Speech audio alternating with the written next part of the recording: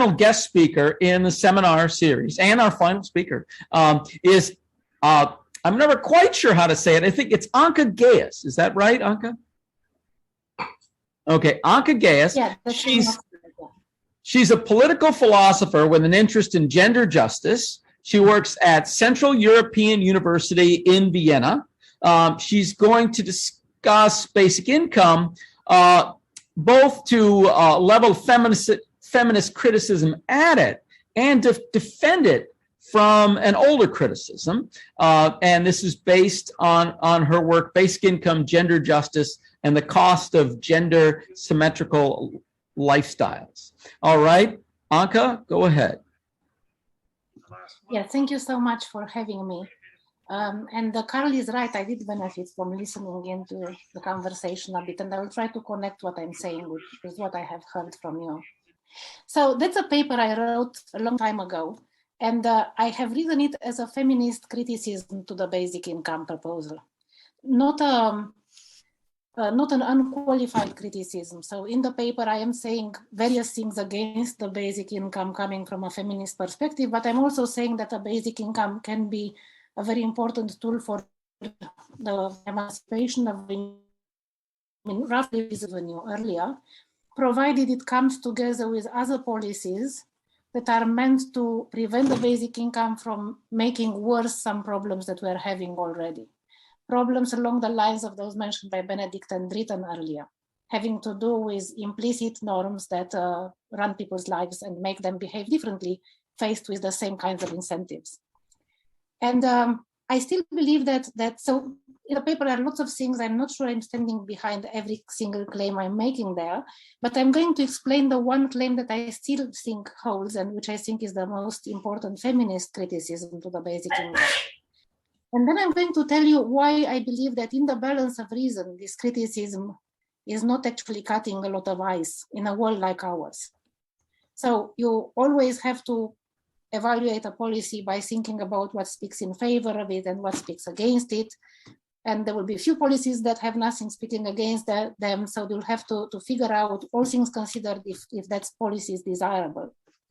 And certainly there are some very important things that speak in favor of a basic income. So there are some categories of women who are amongst the worst off in society, who would greatly and immediately benefit from a basic income. The single mothers that Carl has mentioned, who are some of the poorest people in many societies. Old women who had a very weak attachment to the labor market throughout their lives and who are at very high risk of poverty as well. Women who are abused at home, but also maybe women who are abused in the workplace who would have an exit. Basic income would enable them to get out of the dominating situation.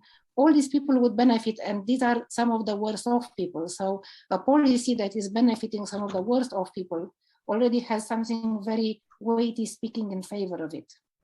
What speaks against basic income as far as feminists are concerned? Well, the one thing that I'm still behind from that article is the following line of reasoning. So a basic income will give people an easier exit from the labor market. That's one of its virtues.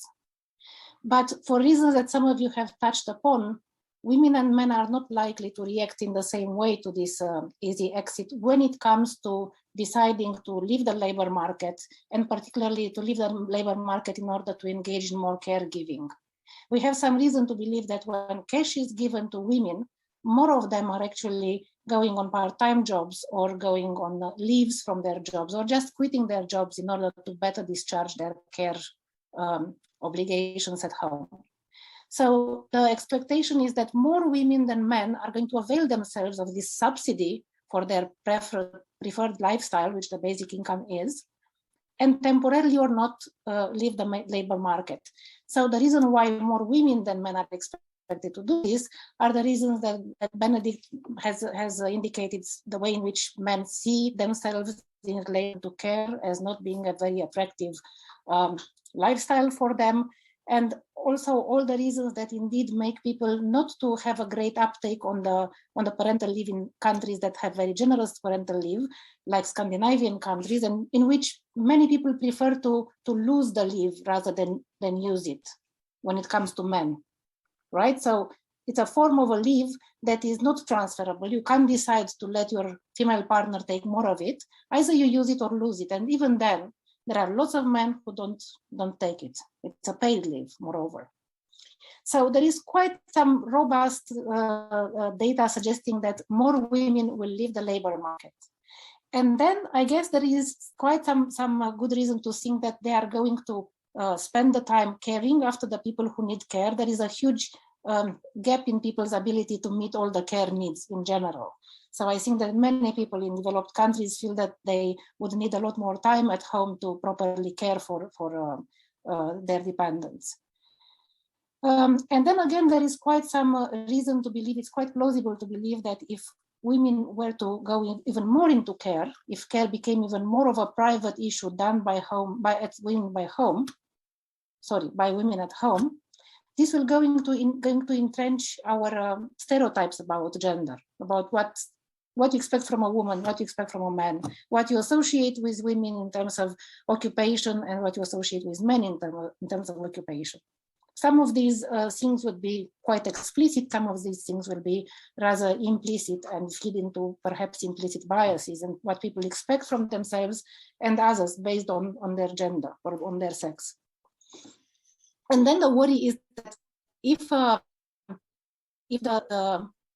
stereotypes are entrenched, so is the statistical discrimination on the labor market and maybe in politics against women. I'm going to very quickly share the screen, which is a right that Carl just gave me, to show you in a graphic form this kind of argument, the reasoning, right? So you have the basic income. This comes by definition with easier exit from the labor market. You expect that many more women than men will avail themselves of this opportunity to exit. It's not that men won't do it. As Carl mentioned, the basic income enables men as well to go into care. And we know from empirical research that there are growing number of men who would like to spend more time with their family. So some men are going to do this as well, but we can expect many more women than men to take leave from work and spend this time on caring. And if they do this, we expect people to have even stronger associations between women and care. And we know that on the labor market and probably in politics, one big hurdle that prevents women from breaking glass ceilings, but also from generally having access to positions of advantage is what is called statistical discrimination against them. So that's when a potential employer has much more reason to hire, other things equal, a male applicant over a female applicant, assume they are equally qualified for the job, simply because if the female applicant is of childbearing age, but maybe even if she isn't, the employer has some reason to expect that she's more likely to require to request leaves and flexible working time, or maybe even leave the job altogether. Now, if in the society as large, women are even more associated with care than they are right now, then these kinds of reasons behind statistical discriminations are going to be weightier. And this is going to mean that that the equality of opportunity between women and men on the labor market and probably in the political life is going to be even further eroded. At the moment, we don't really have equality of opportunity between women and men, partly because of statistical discrimination. The worry is that a basic income is going to make worse a problem that's already pretty bad. Okay, so this was one of the streams of arguments in the paper, which I still believe is holds, and it's an important thing to say.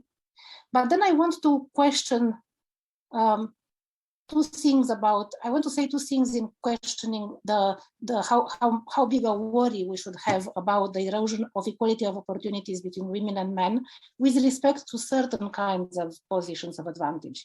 So I very much think that even in worlds like ours, equality of opportunity is an important principle of justice when it's applied to certain kinds of good things that people have reason to value. But now I want to zoom into the kind of equality of opportunity that the basic income specifically to erode.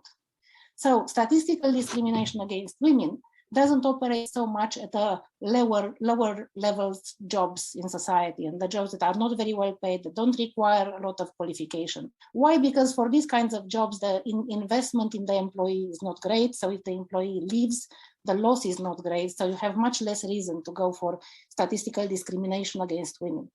By contrast, it applies very much at jobs that are very desirable. The jobs above the glass ceiling, for sure, but also other jobs that are really desirable and in which the employer makes a great initial investment in the employee. So they have very good reason to protect themselves from the risk of losing this investment. And I have two arguments that are meant to qualify the problem and say that even if the basic income leads to this kind of result, this is not enough to reject it from feminist grounds. The first consideration has to do with the fact that we live in societies that have relatively little social mobility. So this means that the kind of people who actually have even a shot at very good jobs in their 20s and 30s and 40s are the kinds of people who already had lots of opportunities as they grew up. They had a lot of investment in their education as children, and they had a lot of chances in their education later on as students. They are rarely the kind of people who had very little very little opportunities down the line. So on average, you would expect that somebody who has a shot at being a medical doctor or a lawyer or an academic is a person who probably had more than their fair share of opportunities, which means that the badness or the undesirable nature of them being affected by unequal opportunities is not as weighty as it is in the case of people who had very few opportunities in life so far. It's still bad. It is still, I think, an expressive wrong not to hire a woman simply because you expect her to be a caregiver when she's equally qualified as a man. But I think that the wrong has to do more with what you express when you take her interest in having a job less weighted than the man. And it has less to do with this kind of comparative unfairness. She has fewer opportunities. She's likely to have had lots of opportunities compared to the vast majority of people in that society already.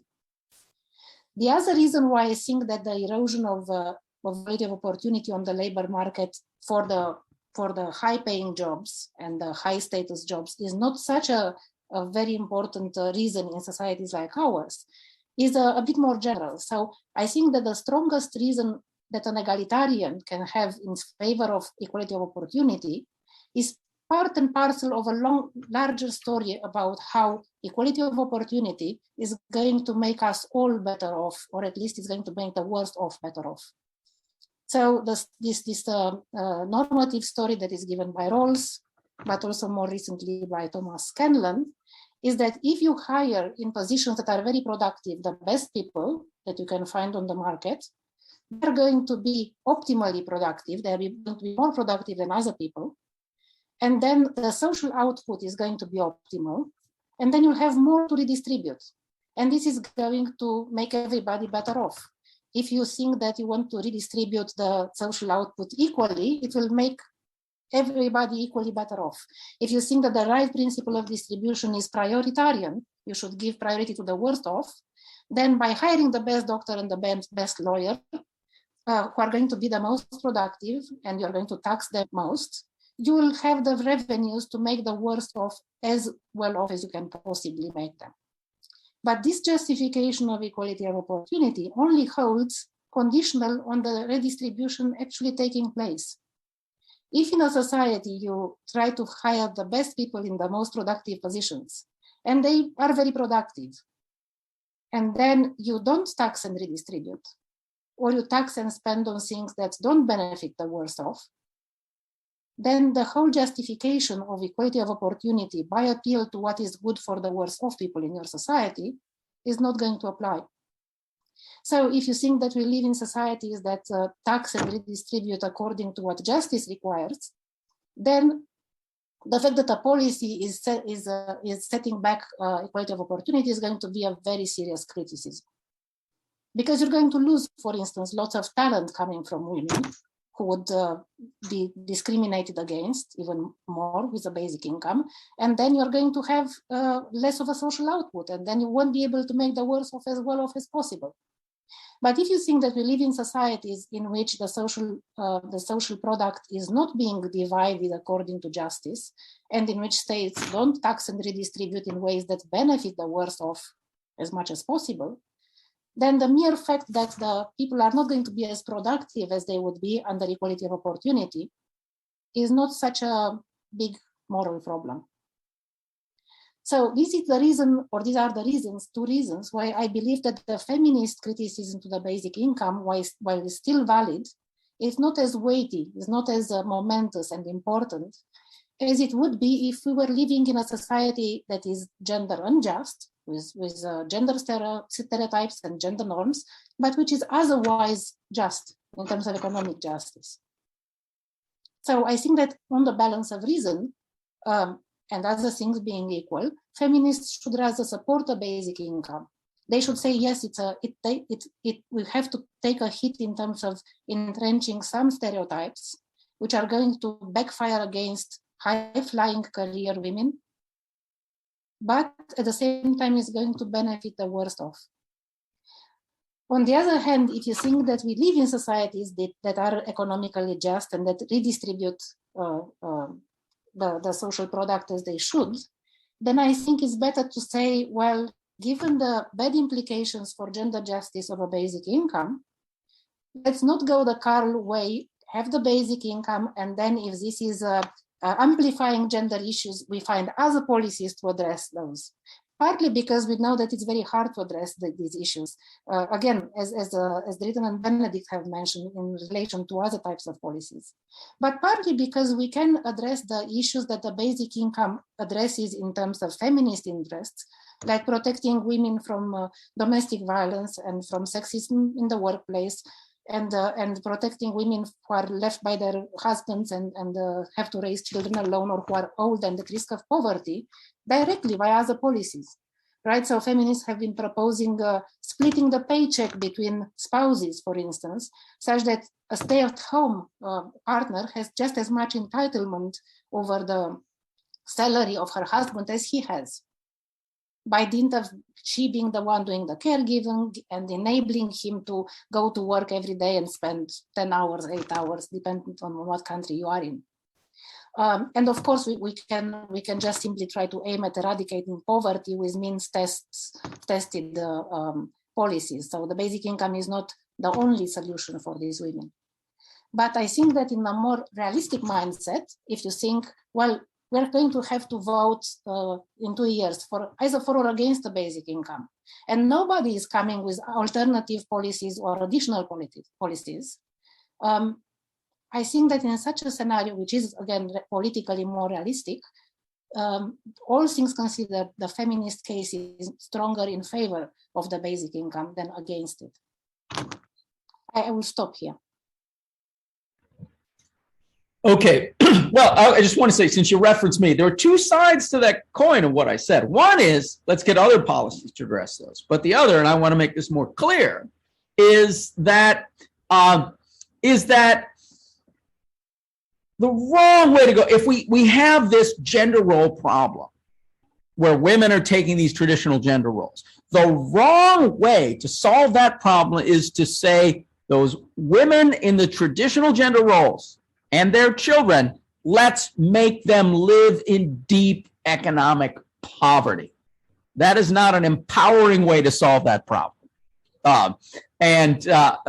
So basic income is giving those women more power, which has got to have some good effects for gender justice. So that's the other side of that coin. Now, okay, so let's go to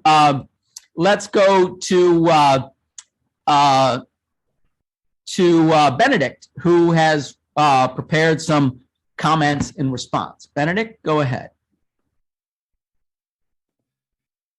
All right. I mean, we were already deep into the discussion. I was just thinking about whether we should, pick up where we left off. But I think we can sort of relate what we were talking about before your talk. Thanks very much. To what we were talking about. And I think the main touching point is with what you write in the paper and what you just mentioned is I want to talk about women's preferences. So I think Dritten mentioned before you started that there's still this, even in like very, very egalitarian societies, you still empirically see that more women take the part-time jobs, take the parental leave than men. And since, the Scandinavian societies are, can be assumed to be rather egalitarian, that just shows that there's this inherent difference in preferences between sexes, between genders. And this relates to something that's in the paper. Now that you, in your talk, mentioned that you want to add a little bit of nuance, I don't know how much you stand behind it right now, but I still want to quote it. The paper sort of makes the assumptions that women's preferences shouldn't be responded to directly, but we should rather make sure that women's preferences should be formed in a just environment, which our current environment isn't. And that would be, that would lead to a more just outcome because, and I kind of want to quote here, since women's preferences are historically shaped against the background of injustice, we have good reasons to not take them at face value. So what I want to discuss with everybody in the class, especially the women who are participating, because I don't want to hold a male monologue on female or women's preferences, is isn't there a bit of a trade-off here? On the one hand, so how do we get out of the trade-off between we want to empower women, we want their preferences to matter, we want their opinions to matter, we want them, to be empowered, but on the other hand, we say, okay, but their preferences are sort of shaped by this very, very flawed environment. So we're, at the same time, we want to empower them, but we kind of have a bit of a normative top-down idea of what's right. So I could, address a woman and say, hey, you have these preferences and I kind of want to respect that, but also, it was shaped by, a patriarchal system. And that's sort of, you could assume that sort of clashes, right? So how do we get out of this? Was one thought that was raised that, when I read the contribution. What is the procedure, Carl? Am I answering questions or how does this work? Yeah, you can go ahead and respond. Yeah, yes, thanks, Benedict. I think that's an absolutely fair point. And rereading the paper, this is one of the things behind which I'm not staying so much anymore. So I don't think that the way of empowering women is to disrespect those preferences that have been badly formed. Now we can have a whole separate discussion of whether in the ideal Scandinavian countries, there is no more wrongful preference formation. Do people there grow up without gender stereotypes? Are men told, not told that they shouldn't cry? Are women not encouraged to look after other people's needs? I don't think so. But absolutely. Yeah, so be this as it may, in the part of the argument behind which I'm still standing from the paper, note, I'm again going to share the screen for a moment. Note that the problem ultimately is that a basic income will lead to more statistical discrimination against women on the labor market and in politics. But statistical discrimination is going to work both against women who really are going to leave the job or go part-time in order to care for others, and against women who have absolutely no plan to even have any dependents. So the problem is that if in this formulation, the argument shows how basic income can end up in the causal chain of wronging those women whose preferences are not for caregiving. And I think they have a very legitimate complaint. Actually, they are the ones who have the most legitimate complaint against statistical discrimination, right? As for your question, I don't have a more direct answer to it. So I don't really know what is the best. Assume you had a world where all women had these preferences. There were no women who actually want to go for careers and never go part-time or never take long leaves to look after their children. So assume all women had these preferences and the preferences were badly formed in bad conditions. You're right, on the one hand, you want to respect the people as they are. This is what real respect means. But on the other hand, you don't want to raise yet another generation with the same conditions of forming preferences that are sometimes detrimental to them.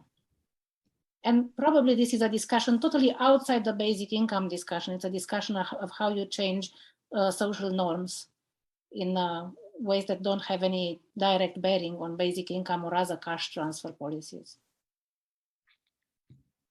I see. Do you have another follow-up, Benedict? Not directly to that, because it is inherently a trade-off, I think, between I wanna respect women's preferences, and then also we sort of have this egalitarian we sort of have this idea of what's right, and preference that are formed by women may be wrong. So yeah, absolutely, it boils down to a bit of a trade-off. I think Meta has her hand raised up. Yes, thank you. Meta, go ahead. Yeah, I think from all the discussions, and especially this one, I've realized that there's a lot of work that needs to be done before implementing UBI, especially for women. But then we have to start somewhere. So we can either start on the very basic level, like in villages, on small towns, or we can either start on very macro levels, like in metropolitan cities first, and then go down. So yeah, I think we have to believe in the trickle-down effect when we implement UBI, and hope that it reaches to everyone and there are benefits which help everyone.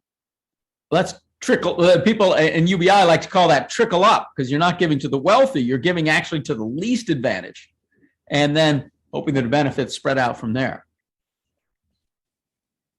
Okay, Anca, do you want to respond to that? Oh, sorry, you more? No, I meant when you empower women who are already into the job market, it leads to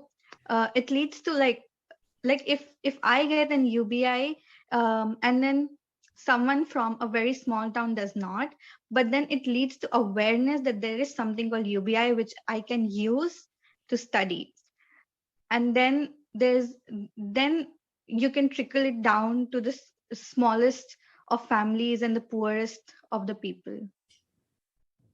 Yeah.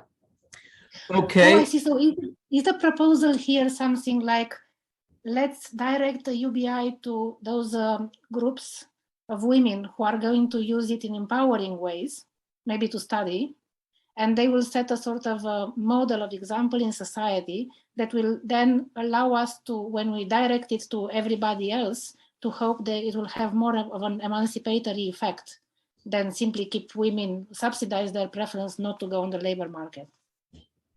Yeah, exactly. That's what I'm trying to say.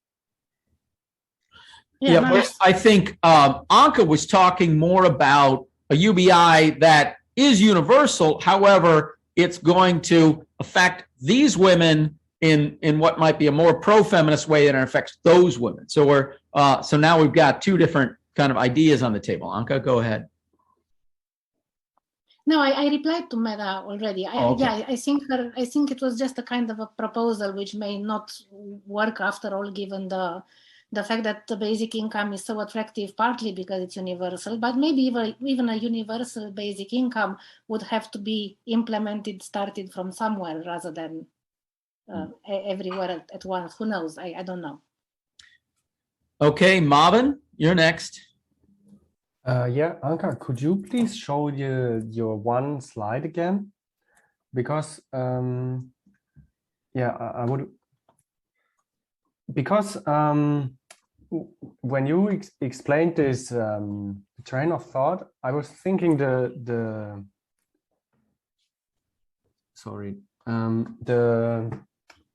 group of women who might be affected through this chain is quite small, because if we are speaking about like high earners, I don't think that they're going to be affected so much by this incentive to maybe stay at home and give more care work.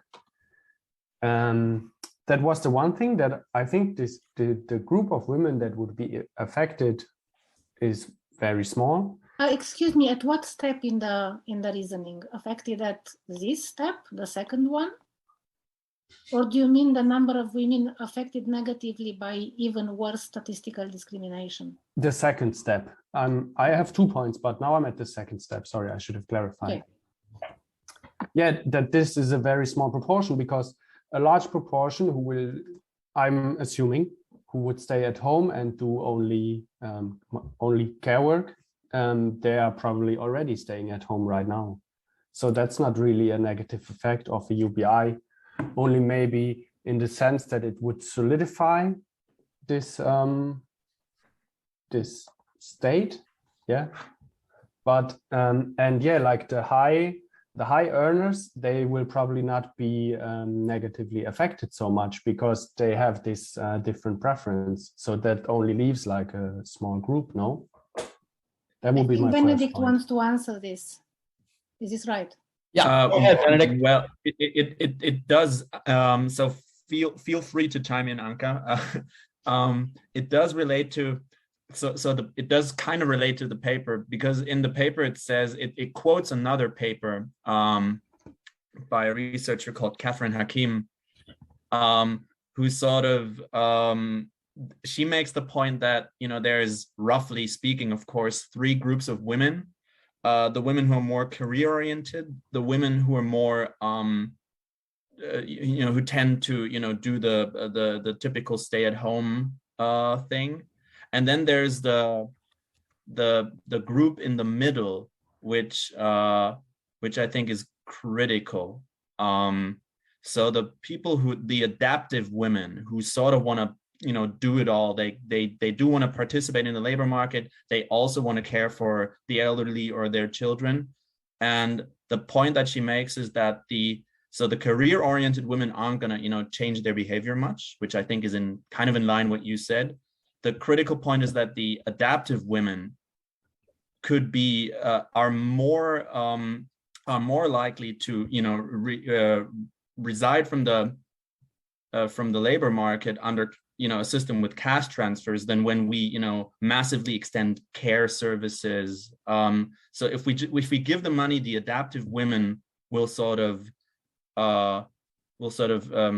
leave the labor market. And because there is much more adaptive women than there is adaptive men, because men tend to be more career oriented, that's, you know, that's sort of where the problem is. But, you know, feel free to extend on that. But it's you can read up on that in the paper.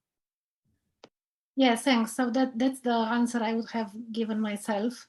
And I'm a philosopher. I don't know what would happen with a basic income. I'm pretty sure the effects would be very different, not just from country to country, but maybe from region to region and urban, rural, and so on.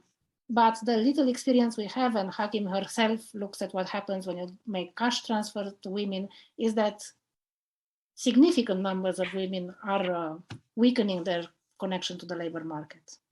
Now, if this was not to happen, then there wouldn't be any feminist case, I think, against the basic income. That would be really good. No trade-offs to make.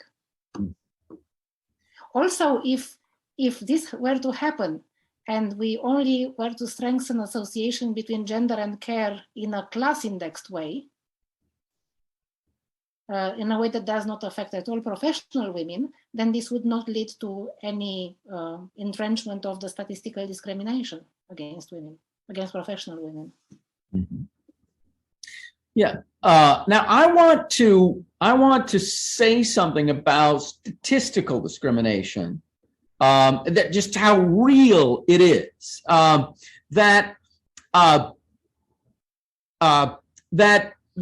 was a book that I read recently that talked about this, and they mentioned evidence from the National Hockey League, which is the United States and Canada, where they showed that an enormous number of professional hockey players, this is the biggest hockey league in the world, an enormous number of them are born in January and February and March. It's really statistically out of proportion. And that's because in Little League hockey in Canada, when you're 10 years old and you're playing hockey in Canada, it's divided by age and the cutoff is January 1st. So if you're one of the older kids in your grade, you're getting more playing time throughout the years that you're growing up because you're bigger than the kid who's born in December. And nobody's thinking about doing this. I mean, people born in December are not what we think of as a group that's discriminated against. And here it is by accident. And by the end, after 10 years of playing time, when you're 18 years old, those people born in January and February really are better players because they've had more time. And when you get something that is more systematic, like gender, that's things like this that are not as easily measurable as hockey statistics are really going to add up. This is real. This is not just something, some minor possibility to worry about. It affects us in ways that we do not notice or understand. Anca, you want to respond to that? No, it was a new question, so I let the other people respond. Can I just say I grew up playing ice hockey, yeah, and I never thought about it this way, but that's a really cool point. I got to do my own research on like how my former teammates are doing and whether they've become pros or not. And when were you born? I was born at the end of May, so I'm right in the middle. Well, what country? I'm a median child. What about one country are you from? Well, I'm from Germany. Oh, so the cutoff was different in Germany. So no, it's exactly the same. Oh, really? Okay. Yeah, it's pretty in line with apparently how it's being done in Canada. So wow. So they just copy the discrimination from Canada. So that example hit home. Yeah, and I do say also, and there's other things like parental leave create. I think it was a great point that Anca mentions that at the lowest level is where there's the least amount of this kind of discrimination because these are all just crappy jobs. But I want to point out that for the next level up, this stuff can kick in pretty quickly. So let's say you have a restaurant. You've got a restaurant and you've got all these lower level employees and you're looking for, okay, going to promote one of them to management. And here you have a pregnant woman. Okay, if you're the person who's looking to promote somebody to management, you got this pregnant woman in there. Maybe they're eligible for maternity leave, or maybe there's a basic income and they're probably just going to take it anyway. That is going to affect your thinking as much. If you're a good person, you try to not let this affect you, but it's hard. And not everybody is going to really try to do that. So this stuff, it's very real and it kicks in quickly. Okay, Anca, you can either respond to that or go on to the next point, whatever you want to do. I can do both because the response to that is that I really agree with it. So that's easy. Yeah. I am just curious whether people are at all buying into my argument that we shouldn't worry so much about equality of opportunity for those kinds of jobs that are very high-flying jobs. The kinds of jobs that come with benefits in terms of money and power and prestige that are so out of proportion with what everybody else gets that maybe you wouldn't even want to have them in a just society. So for those kinds of positions, do we care about Hollywood stars being paid more or less well according to whether they are women or men? Okay, I could respond, but I'll give the class a chance first. So somebody must want to respond. Okay, first, we got two men want to respond, me and Benedict. Okay, if any of the women want to go first, you can. All right, it's on you, Benedict. So in Germany, there was and still is a bit of a discussion whether we should it was a major a rather big, well, not major, but a significant talking point before a couple of elections. And fellow Germans chime in if I'm getting it wrong, but to introduce a quota for women, but not in, you know, your day-to-day professions, but on the boards of the biggest companies, which are what I would group in as, you know, the jobs you just mentioned, Anca. So right. So the reason for quota can be, let's benefit some people with more equal opportunities for these jobs, but this is not the best reason, and is not really the reason that people usually give for quotas. There are better reasons why you may want quotas of women or quotas of people who are not white, and I think that those reasons are not affected in any way by my arguments here. Mm-hmm. So yeah, I was going to use that example as so I would sort of agree. I would sort of agree to your notion, because every time that came up, I kept thinking, I mean, powerful women are gonna get those jobs, and are we talking about, you know, is it the right scope to think about the boards of, you know, Volkswagen, BMW, Siemens, if, you know, labor market discrimination may hurt more people in numbers in, you know, elsewhere in the German society. So yeah, I would definitely sort of agree.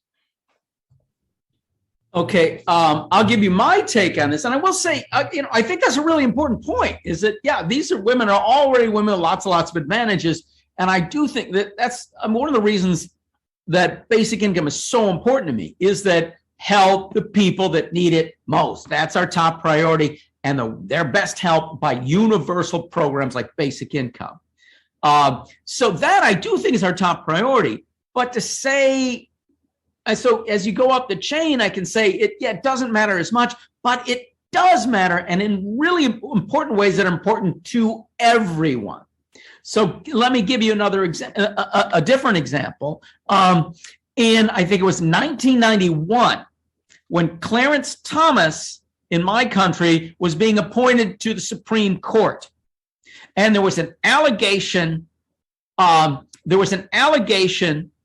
That he had been serially sexually harassing Anita Hill, and she spoke up against him. And it turned out that there were several other women who had allegations that he had sexually harassed them as well. But at that time, in the Senate, there were hardly any women in the Senate. There are 100 members of the US Senate, and I think at the time less than 5 were women, and none were on this committee.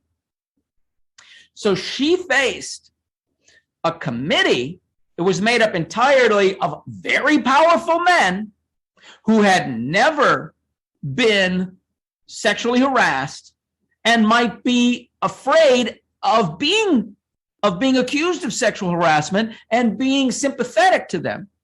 So they listened to Anita Hill, and then they didn't listen to anybody else, never established a pattern.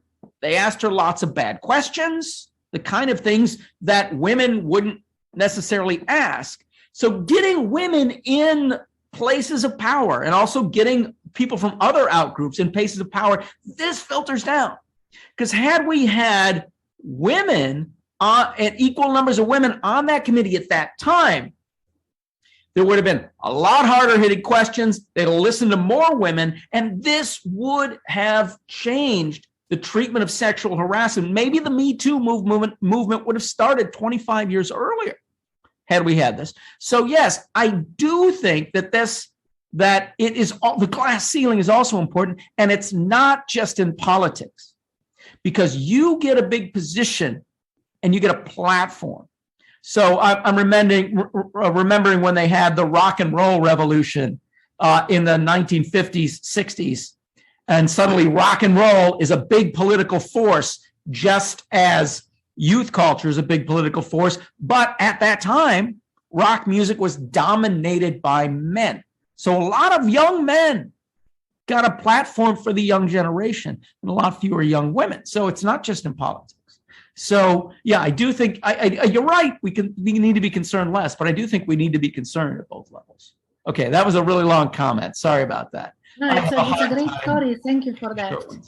Shall we hear from Meda as well and Riton? Yes. Meda, you go first. Yeah, I just wanted to say that I think we have to worry about all women, I wouldn't say that we have to worry less about women who are in power or who aren't enough, because when something bad happens with women, we take the bigger fall. If there are corruption charges against a man, it barely affects his lifestyle. But if there is a corruption charge against a woman, we take the bigger fall, and UBI helps to cushion that fall. So I think we can worry about all women equally. Okay, Dritan, you want to go next? Yeah. So, well, when we talk about quotas, as Benedict mentioned, well, my view on this is that it really doesn't matter when it comes to high-level paying jobs or whatever it is. In my opinion, the best performing individual should get the job. I mean, it doesn't matter whether one is male or female or whatever. So independent of gender, I think the best performing individual should be able to get the job.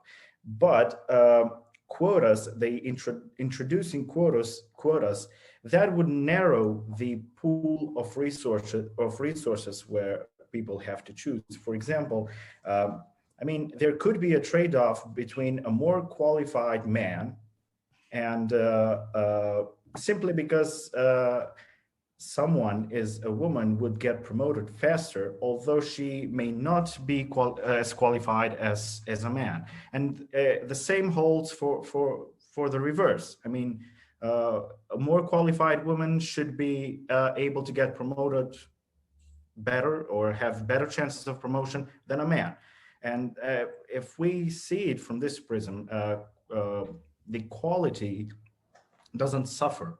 So I think if we introduce quotas, there is a trade-off between quality and the other things. Okay, Benedict.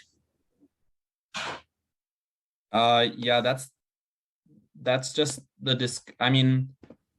that's just the discussion of affirmative action, yes or no. I mean, the quota is the response to the empirical investigation that the best qualified individual doesn't get the job. And I mean, the longer I participate in the labor market, the more I wonder about, some bosses I've had. How did, as long as, so quotas are a direct response to the fact that it empirically isn't, a meritocracy, and are an artificial way of trying to establish a supposedly better outcome. And you can debate very, very controversially whether that outcome is better and is going to be better. But the longer you are in the labor market, the more you will realize that the best qualified individuals don't get the better paying jobs or the better jobs or the jobs with more responsibilities. But I think that's, you can have a whole seminar on affirmative action and whether we should, artificially try to change those processes. I mean, ask women how many times they've been asked in a job interview whether they plan to get pregnant in the next year. I mean, that shit happens all the time. Yeah. And that's illegal in a lot of countries, and people ask it anyway.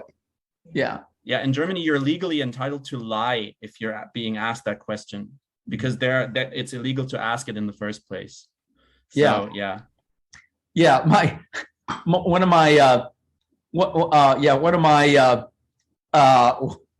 my old mentors gave me some advice about when to lie in a job interview. Okay, Meda, you're next.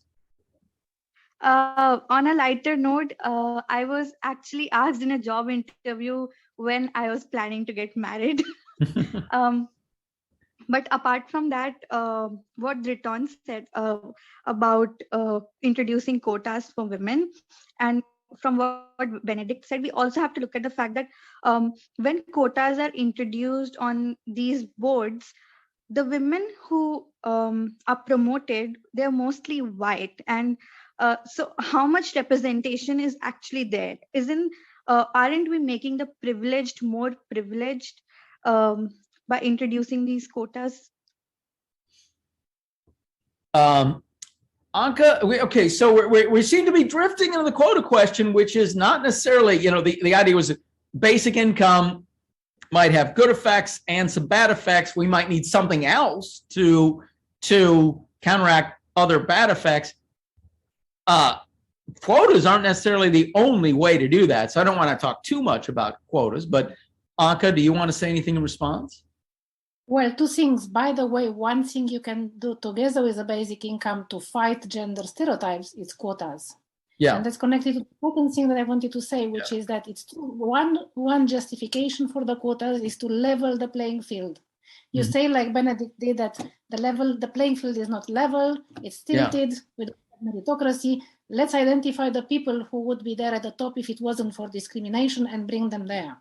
Yeah. That's one defense. I don't know how successful it is for all sorts of reasons, but there are other defenses. You may say you need to have women and people who are not white as role models, as encouraging others to aspire, as creating more inclusive environments, as opposing effectively sexual discrimination, like in Carl's example. So the quota issue is quite complicated. And by the way, quotas is one thing that feminists may want to bring in together with basic income to offset the detrimental effect that the basic income may have on gender justice. Yeah. Okay, Dritan, you're next.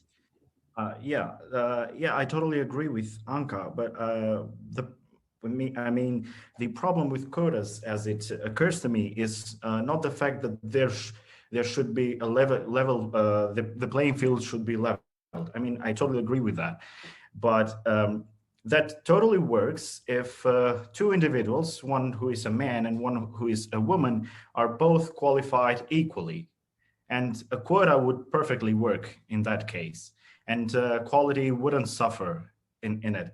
But if two individuals are not qualified equally, then quality would suffer. So I think this is the trade-off. And I'm not sure whether it is good enough that we introduce such a thing, but I totally agree that we should introduce quotas in to level the playing field. But of course, we should also be careful of promoting individuals, and I'm not saying men or women. I'm saying individuals who really, who really deserve and are qualified for that. And not simply because I am a man and I am entitled to getting into a position, or simply because I am a woman and I am entitled to earning a particular position. Yeah, well, I think it's important to think about how and why discrimination happens. And because it happens in different ways at different times. Right now, in my country, we are dealing with the question of whether we should appoint the first Black woman to the Supreme Court. Supreme Court has been around for 230 years, and there's never been a woman appointed to the Supreme Court. President Biden says he's going to appoint one.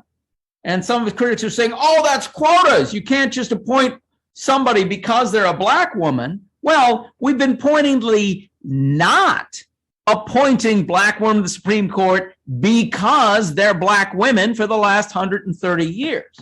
Now, for a certain part of that period of time, there were probably very few or maybe no qualified Black women. There were no qualified Black women because we made it impossible for Black women to get the qualifications. So they didn't need to, in that sense, they didn't need to discriminate at this level because they'd had so much discrimination at lower levels, no women are going to get that far. So you've got a problem if it's harder for this group to qualify. And then you have this problem of even if they are qualified, you often don't hire them. But when you don't hire someone from an out group, there can be two different reasons. One is you know they're more qualified and you like people in your group better. But another is you have unconscious bias that you're not aware of. Me, as a male hiring someone, I might think that man is better. He gave a more confident presentation. He didn't have a shrill voice. I thought he was really good. He'd be a great lecturer. Let's get him as the next philosophy professor at my university because he's so good. He's better than that woman who didn't have confidence and had that shrill voice. I might really think he's better when in fact he is not better. And in that case, in actually both of those cases, a quota can actually increase not only the representation of people from the out group, but also can actually increase the average qualification. And a lot of the people who make complaints about quotas, well, you just want to appoint somebody whether they're qualified or not, actually don't sufficiently take in the extent to which these problems are very real in the labor market. And they remain real in the labor market.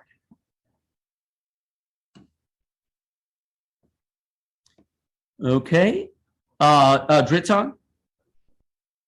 Yeah, I'd like to respond to that. I mean, Sure. I agree to some extent with what you're saying, but in a more to achieve a more egalitarian society, I mean, we don't need to have targeted policies at women or men. It is the same as providing a universal basic income only to those in need. So maybe that's not equivalent to one another, but we could reach an egalitarian society if we don't talk about this. I mean, if we don't talk about men and women, we should consider them as individuals, and we should base our arguments only from the prism of meritocracy. I mean, it doesn't matter if you're black or white. It doesn't matter if you're man and woman. If you have the ambition, of course, the experience. But one thing that I am concerned about now, with the quotas and other policies similar to that, we're not giving, at least to my own understanding, we are not giving, we're not providing for equal opportunity, but we are controlling for equal outcome. And I think that's not necessarily a good thing. Okay, Benedict? So I have one more idea that's more in line with UBI. I mean, we're kind of running over time. I just want to say that once you go apartment hunting in Freiburg, if you plan to move here for the masters anytime soon, try to talk to German landlords about the prism of meritocracy when they keep rejecting you because of your last name. I mean,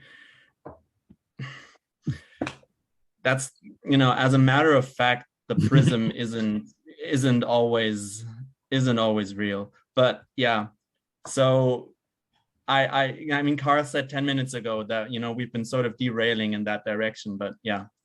I just want to respond quickly to Okay. that. I mean, I am apartment hunting right now. And yeah, that's terrible, isn't it? One told me, are you unable enough to not read in German? So that wasn't really friendly to me, but I totally understand and I know what you're saying. And what I was talking about a normative goal. I mean, I wasn't saying that we are living in that case, in that world, but it's a pursuit of accord. I mean, it's a pursuit, it's a journey. So we should strive for that. Okay. Yeah. And I think that's the question is that's the road we want to go to, where there is complete equality and we're blind to all these differences. But does the road to get there go through saying, yeah, I'm going to appoint a woman to the Supreme Court, and I'm going to make sure that so many people, all these groups are represented here now. Does the road go through that? And it might well. Okay, we are over time. So Anca, I think you should get in the last word. Well, just to say that thanks for inviting me, and it was great to meet you and have this discussion. And I guess, Carl, you should be back to teach a course on quotas. Obviously. Well, I'll be. And yeah, I hope our paths will cross at some stage, maybe even in person. Thank you very much for coming, Anca. It's really helped us out with this discussion.